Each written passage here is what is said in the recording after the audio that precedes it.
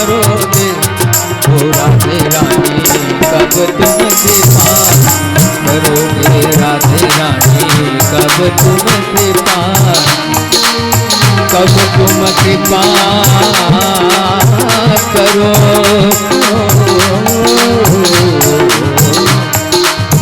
कब तुम कृपा करोगे राधे रानी कब तुम कृपा करोगे करोगे कब तुम कृपा करो। बोल भक्त वत्सल भगवान की जय। इस तरह से यह श्रीमद् भागवती वार्ता भगवान शिव की कृपा से गणेश जी के सहयोग से व्यास जी ने लिखी। जब भगवान शिव की उपासना की गई, शिव जी ने कहा एक काम करो, आप गणेश जी को याद करो, और जब गणेश जी को याद करोगे और जब वो आएंगे तो उनसे निवेदन करना कि वो लिख दें।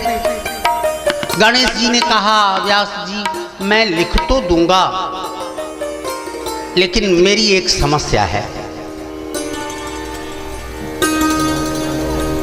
यदि आप लगातार बोलते रह गए तो मैं लिखते चले जाऊंगा, और अगर आप रुक गए तो मैं लिखना छोड़ दूंगा। अब वो केवल 4 ही श्लोक तो हैं उनके पास, बड़ी अड़चन। फिर से भगवान शिव को याद किया। भगवान शिव ने कहा व्यास जी आप गणेश जी से कहो कि आप लगातार बोलते चलेंगे, लेकिन वो उसका अर्थ समझकर आगे बढ़ें। भगवान शिव की कृपा से व्यास जी ने गणेश जी से यही कहा कि मैं बोलता रहूंगा, रुकूंगा नहीं, किंतु आप श्लोकों का अर्थ समझकर जब उन्हें लिख देंगे तब मैं पुनः बोलना शुरू करूंगा। दोनों की सम्मति एक दूसरे ने स्वीकृत की। भागवत ग्रंथ लिखना शुरू हुआ। सर्वप्रथम भगवान शिव को माल्यार्पण किया, गणेश जी का वंदन किया, और वंदन के बाद लिखना प्रारंभ किया। सूत जी कहते ऋषियों, इस तरह से नारद जी पूरे त्रिलोक में घूमते घूमते आते, समय समय पर खबर लेते और अपने गायन से इसको विस्तारित करते। नारद जी ने कहा देखो एक बात बताऊं, जहां तक मेरी बात है मैंने तो केवल एक धर्म प्राप्त किया है, बस एक, जो विभीषण जी का था वही नारद जी ने बताया। ये भगवान के भजन का प्रभाव है, ये प्रभु की कृपा प्रसाद का फल है कि मैं त्रिलोक में जहां चाहूं वहां चला जाऊं, संपूर्ण त्रिलोक में मेरी अव्याहत गति, किसी क्षण पुत्र था।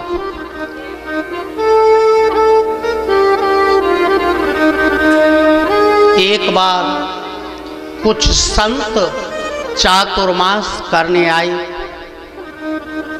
और जब संत चातुर्मास में आए तो मैं छोटा सा बच्चा था।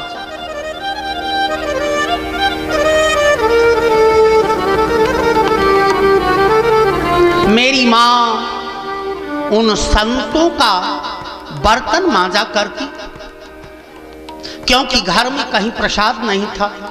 उस प्रसाद को मेरे लिए ले आती।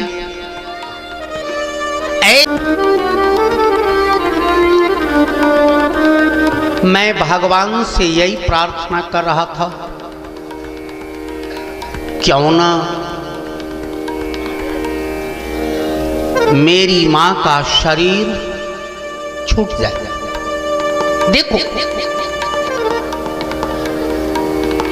ऐसी रंगत मन में चढ़ी कि मां का शरीर छूट जाए, ऐसी भी कल्पनाएं आने लगी। सूत जी कहते, ऋषियों, नारद जी ने संतों के चरण दबाने शुरू किए। आसे में मन इतना ग्लानि युक्त हुआ, वो चाहते थे कि सब छोड़कर हम चले जाएं, लेकिन मां ने संतों के चरण संग लेकर चले गए तो मेरा क्या होगा? मैं कहां जाऊंगी? किसके सहारे जीऊंगी? संतों के सामने एक अड़चन थी। बेटा कहता हमको भी संग ले चलो, मां कहती मेरे बेटे को यहीं छोड़ जाओ। ऐसी विचित्रता के साथ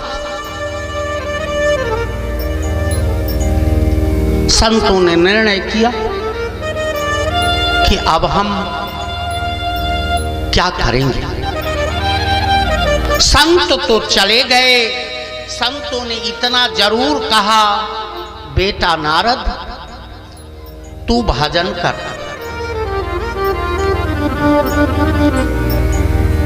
ये जो तेरी लगन है ना, तुझे तेरा प्राप्य मिल जाएगा। तेरी लगन अच्छी है। संत तो चले गए। एक दिन गाय दूहने गई थी मां, सर्प ने डंसा और मां गोविंदाय नमो नमः हो गई। अब नारद जी अकेले बचे, बड़े प्रेम से अब उनको अपने मन की करने की बात मिल गई।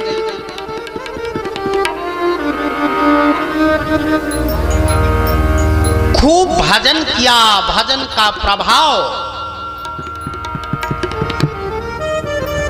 नाम प्रभाव जान शिवनी को, नाम प्रभाव जान शिवनी। अगर देखा जाए त्रिलोक में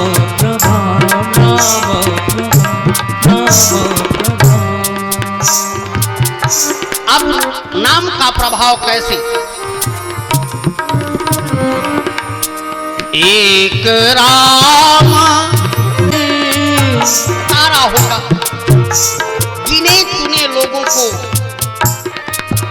लेकिन भगवान के नाम ने किनको किनको तारा। जिन ने नाम की महिमा का गुणगान किया, जिन ने भगवान नाम भजन किया, वो सब तरते चले गए। इसलिए राम सेना, राम देख राम सेना। प्रत्यक्ष भगवान राम ने कुछ को तारा होगा, लेकिन भगवान के नाम ने असंख्य लोगों को तारा। नारद जी ने कहा, देव दत्ता मीमां बीना ब्रह्म स्वर विभो संतों बताऊं, ये देवदत्त वीणा जो मेरे पास है ना,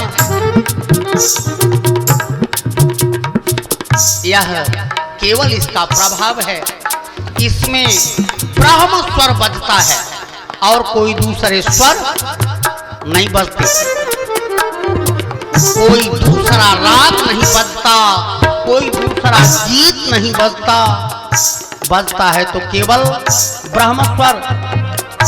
और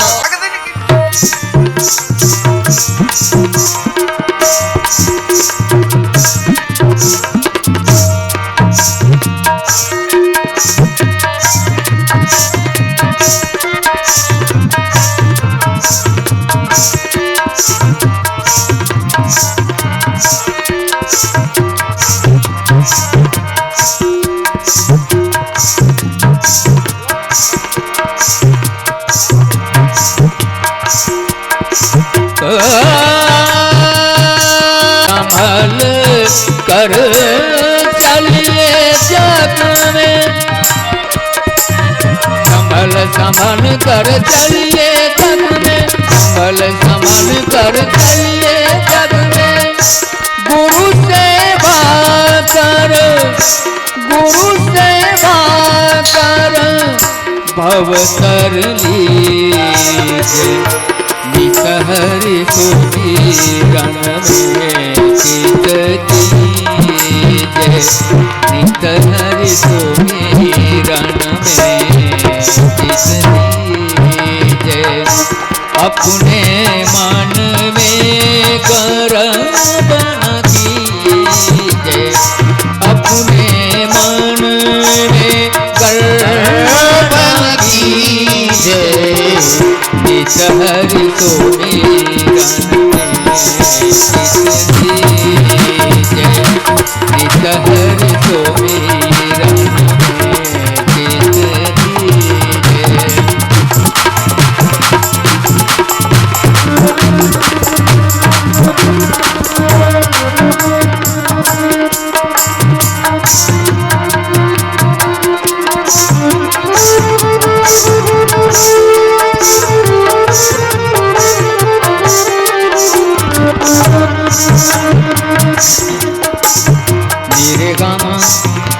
रे गामा गरे गामा मा गामा धा गामा बानी गामा गानी गानी रे गामा गरे रे गामा गरे रे गामा गरे गानी त हरि सुमिरन में चित दीजिए।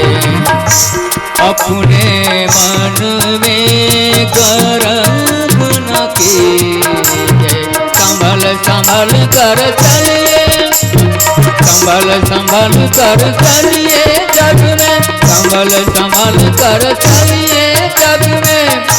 गुरु सेवा कर, गुरु सेवा कर भव कर लीजिए, नित हरि सुमिरन में चित दीजिए, नित हरि सुमिरन में चित दीजिए, नित हरि सुमिरन में चित दीजिए।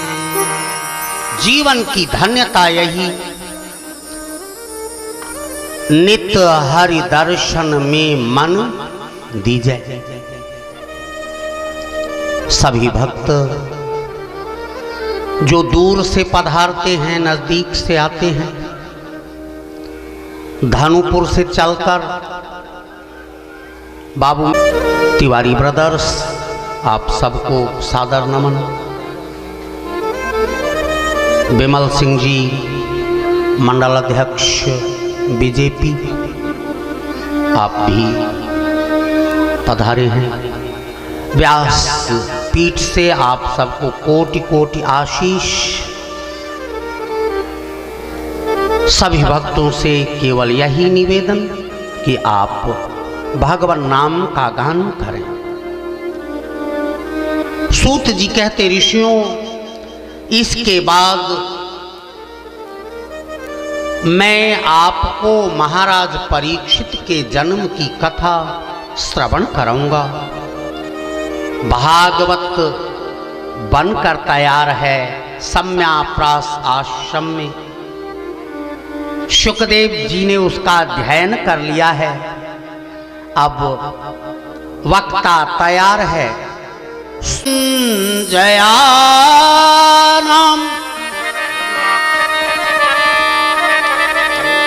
वीरे स्वथो वीर गतिम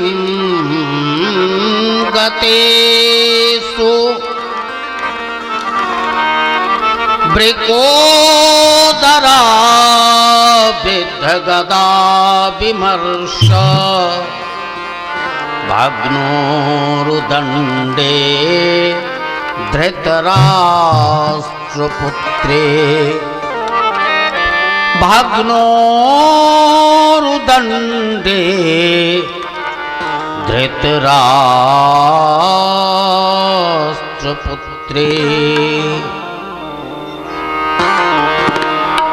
उरुदंडम जस्य भग्नम जातम सह, अर्थात दुर्योधन जब भीम ने गदा के प्रहार से उरुदंड का भेदन कर दिया, आज दुर्योधन रणक्षेत्र में कुरुक्षेत्र की भूमि में गिरा पड़ा है और गिरा पड़ा रहने के कारण उसका मन बहुत व्यथित। सूत जी कहते, ऋषियों बताओ 18,000 अक्षौहिणी सेनाएं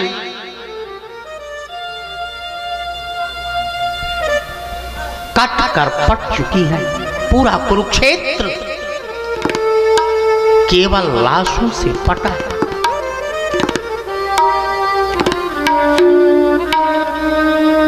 जिसमें किसी का हाथ अभी उछल रहा है, किसी का पांव अभी उछल रहा है, किसी की गर्दन हिल रही है। ऐसा लगता अभी ये जीवित है। उन्हीं के बीच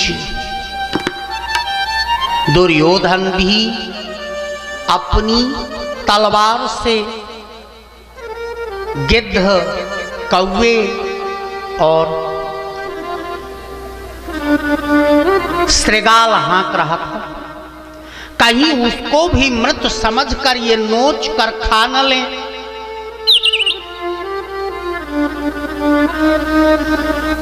सूत जी कहते, ऋषियों उसी समय द्रोणाचार्य का पुत्र अश्वत्थामा जो तीर्थ यात्रा पर गया था वो लौट कर आया। उसने दुर्योधन को उस रणभूमि में खोज कर प्रणाम किया और बोला, युवराज आप यहां गिरे पड़े हैं। मैंने आपका नमक खाया है। आप बताओ मैं आपका कौन सा प्रिय कार्य कर दूं? युवराज मैंने आपका वो ऐश्वर्य देखा है जिस दरबार में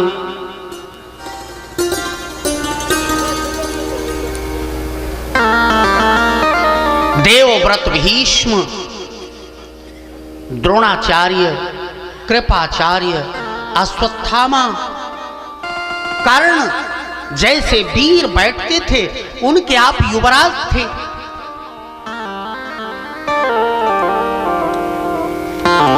युवराज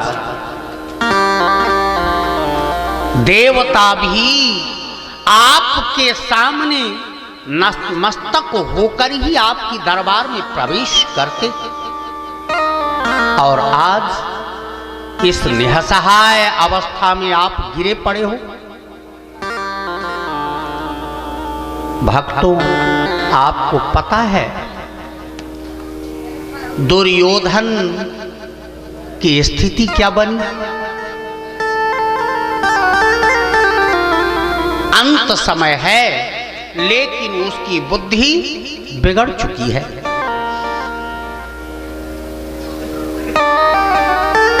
उसने कहा, अश्वत्थामा, मुझे दुख केवल इस बात का है कि मैं 100 भाई था, पांडव 5 भाई थे।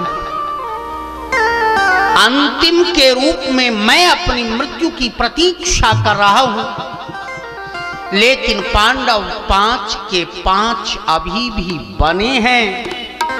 मेरे लिए यही सबसे बड़ा दुख है। यदि एक जय की घोषणा कर दी गई थी और युधिष्ठिर इस संपूर्ण धरती के सम्राट बन चुके थे, निश्चिंत पांडव इस शिविर में आए, और जब भगवान के शिविर में आए तो देखा भगवान पद्मासन में बैठे, अर्धरात्रि का समय, आंखों से झरझर आंसू गिर रहे थे। युधिष्ठिर ने पूछा, प्रभु है क्या? बोले, हाँ भक्त है, चलोगे मिलने? भगवान ने पांडवों को रथ में बिठाला और एक भक्त से मिलाने लेकर चले गए।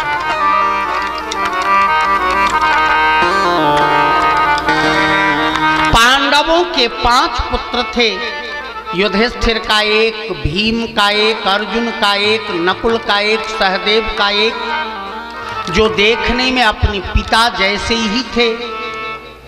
पांडवों के शिविर में अपने अपने पिता की शैया पर आकर आसन ग्रहण कर लिए।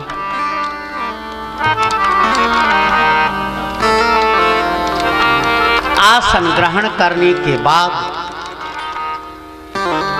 उनको यह लगने लगा मानो पांडव ही सोए हुए काट लिया। एक दुपट्टे में लपेटकर 5 सिर दुर्योधन के पास ले आए, और दूर से ही उसने कहा, युवराज, मैंने आपका काम कर दिया, ये 5 पांडव समाप्त। दुर्योधन को बड़ी खुशी हुई, अपार खुशी हुई, क्योंकि दुर्योधन को यह आशीर्वाद प्राप्त था कि जिस दिन अतिशय खुशी के समय अतिशय दुख होगा, उसी दिन तुम्हारा शरीर छूटेगा। पांडवों की मृत्यु की खुशी।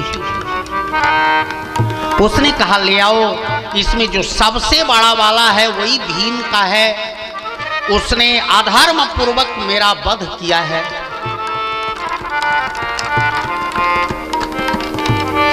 और मैं चाहता हूं कि उसे एक बार ध्यान से देखूं। और जैसे ही वह सिर उनके पास आया, पकड़ा, सड़े हुए कद्दू की तरह वो टूट गया। चीत्कार कर उठा दुर्योधन। उसने कहा, अब मुझे शाप तो मिला ही है, मैं कुरुवंश को समाप्त कर दूंगा। फिर लौट कर आया और वहां बड़ी विचित्र अवस्था। उस शिविर में अब तक सबने देखा था, सारा संसार जानता था कि बूढ़ी माताएं अपनी बहू को समझाती हैं, लेकिन यहां तो ठीक उल्टा। एक 16 वर्षीया बाल विधवा सफेद साड़ी पहने हुए, दोनों आंखों से आंसू गिरा, मेरे पांवों की मेहंदी भी नहीं मिट पाई, तब तक मुझे छोड़ चला गया। तब आपने मुझे समझाया था, मैंने रोना धोना बंद किया और आपके 5 पुत्र ही गए हैं। अभी तो आपके 5 पति जीवित हैं। जितने पुत्र आप चाहो उतने पुत्र आप पा सकती हो, आप क्यों रो रही? सज्जनों, द्रौपदी का जो उत्तर था वो अतिशय हृदय को हिला देने वाला था।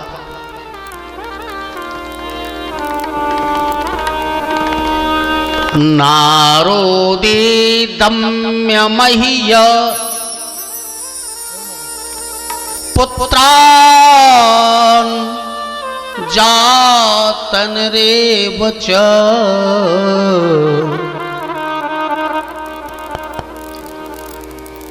मैं इसलिए नहीं रो रही कि मेरे पुत्र चले गए, मुझे पुत्र फिर से नहीं मिल पाएंगे, लेकिन रो क्यों रही हूं? उत्तरा, तू जानना चाहती है? आज से मेरे भगवान श्री कृष्ण का नाम कलंकित हो रहा है। लोग कहेंगे कि द्रौपदी ने केवल श्री कृष्ण को अपना बनाया, उसका हुआ क्या?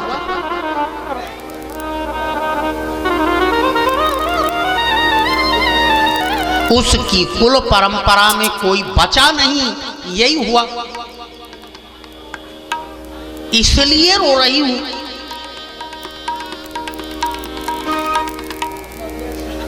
सूत जी कहते, ऋषियों, ज्यों ऐसी बात श्रवण किया उत्तरा ने कहा, मां, यदि कन्हैया ने चाहा तो आपका वंश मिट नहीं रहा है, मेरे गर्भ में आपका वंशधर पल रहा है।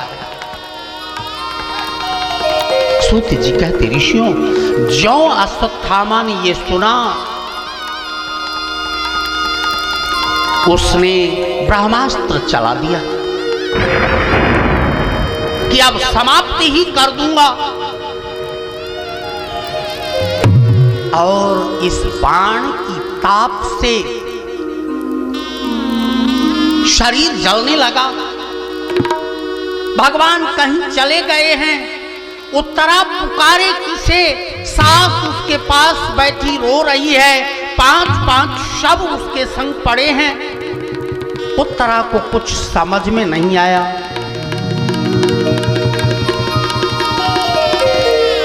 केवल आंखों से अजस्र अश्रुधारा प्रवाहित हो रही थी, और अब तो उसको केवल एक ही सूझा।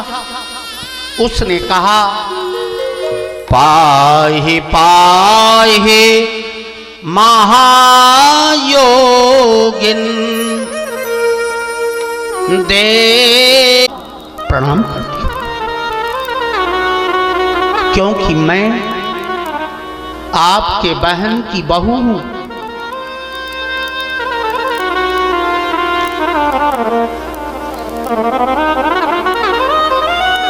हे प्रभु, यदि अब की बार आपने न बचाया तो ये सारा जीवन नष्ट हो जाएगा। मैं आपसे केवल इतना चाहती हूं कि मां में गर्भो निपात्यताम, केवल मेरे गर्भ की रक्षा कर दो। ऐसा कहते हुए उस शिविर से बाहर निकली दौड़ते हुए, पाहि पाहि महायोगिन, ऐसा कहते हुए एक जगह जमीन पर धड़ाम से गिर पड़ी। सूत जी कहते ऋषियों, उसी समय उसने देखा कन्हैया का रथ वहीं आकर रुका और वो केवल इतना कह पाई थी, प्रभु मेरे गर्भ की रक्षा कर दो। अगर उत्तरा ने ये कहा होता मेरी रक्षा कर दो तो गर्भ पतित हो जाता, लेकिन गर्भ की रक्षा तो तब होगी जब मां की रक्षा हो जाए।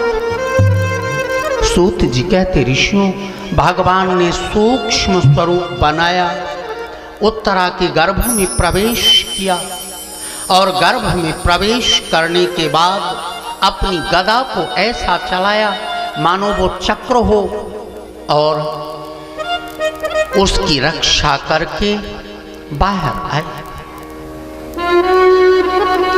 भगवान खड़े हैं और उत्तरा दोनों हाथ भगवान की ओर किए केवल कह रही है, पकड़ लो हाथ गिरधारी,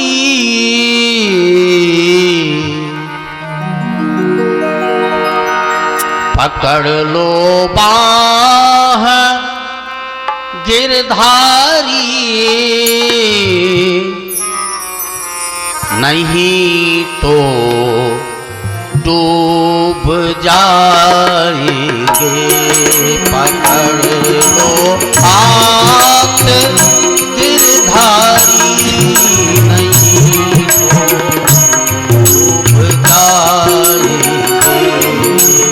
नहीं तो डूब जाएंगे, नहीं तो कुछ न बिगड़ेगा, तुम्हारी लाज जाएगी, हमारा कुछ न बिगड़ेगा, हमारा कुछ न बिगड़ेगा, तुम्हारे इलाज जाएगी,